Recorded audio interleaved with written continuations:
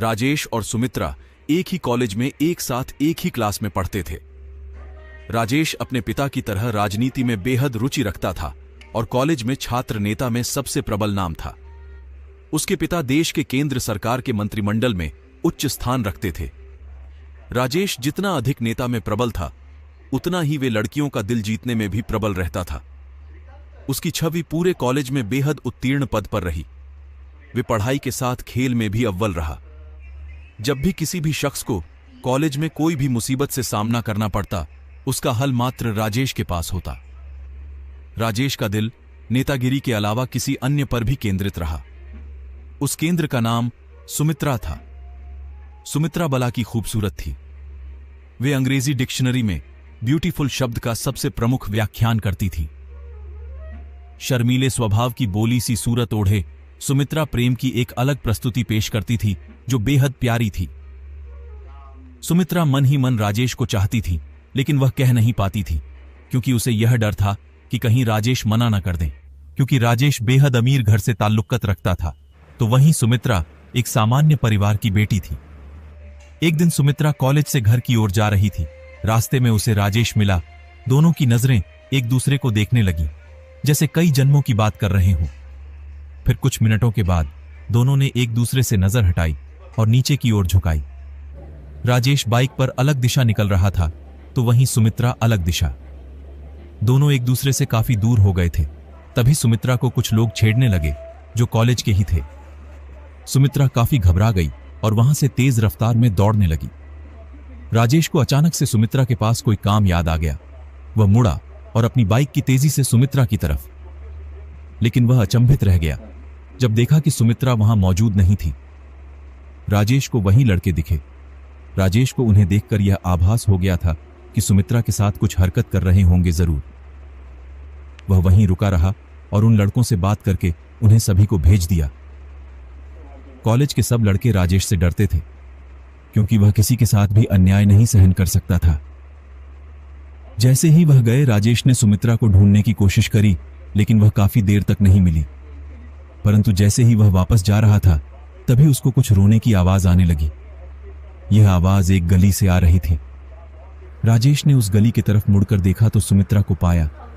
सुमित्रा काफी भयभीत थी। राजेश ने उसे अपने बाहों में ले लिया और उसे भरोसा दिलाया कि वह उसे कुछ नहीं होने देगा।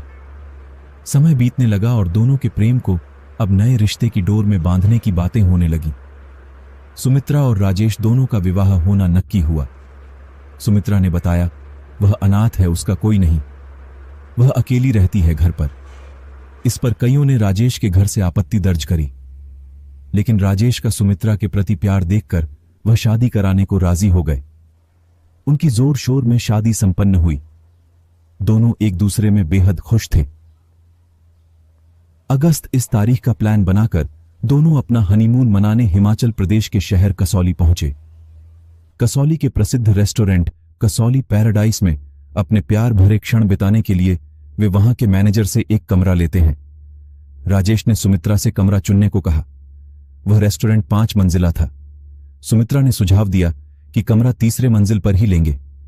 ऐसा उसने इसीलिए कहा था क्योंकि रेस्टोरेंट के तीसरे मंजिल से पहाड़ों का बेहद मनमोहक दृश्य नजर आता था। इसी कारण तीसरी मंजिल के कमरे महंगे भी होते थे और जल्दी फूल भी हो जाते थे। मैनेजर ने उन्हें 304 नंबर की चाबी दी और वेटर को बुलाया ताकि वह सामान लेकर जा सके। लेकिन सुमित्रा उस मैनेजर से जिद करते हुए कहने लगी कि उसे 308 नंबर की चाबी चाहिए। मैनेजर ने उन्हें मना किया और कहा कि वह कमरा अभी रेनोवेशन होना है। लेकिन सुमित्रा बार बार वही कमरा खुलवाने के लिए बोलती रही। राजेश भी सुमित्रा के प्यार में उसकी जिद को पूरी कराने के लिए मैनेजर से गुहार लगाई खुलवाने को। शुरू में तो मैनेजर नहीं माना, अंत में उसे भी मानना पड़ा, क्योंकि राजेश ने ज्यादा धन लाभ देने का वायदा किया था। दोनों कमरे में एक दूसरे को निहार रहे थे, साथ ही साथ पहाड़ों को भी, जो कसौली की खूबसूरती को बखूबी दर्शा रहे थे। जैसे ही दोनों एक दूसरे के प्यार में डूब रहे थे और सारी हदें पार करने की ओर बढ़ रहे थे, तभी एक अजीब सी आवाज ने दस्तक दी। राजेश ने पहले कमरे के हर एक कोने में देखा कि कहीं कोई खिड़की खुली न रह गई हो। वह उठा, लेकिन खिड़की कोई भी नहीं खुली थी, पर फिर भी उसे किसी के चलने की आवाज पूरे कमरे में सुनाई दे रही थी।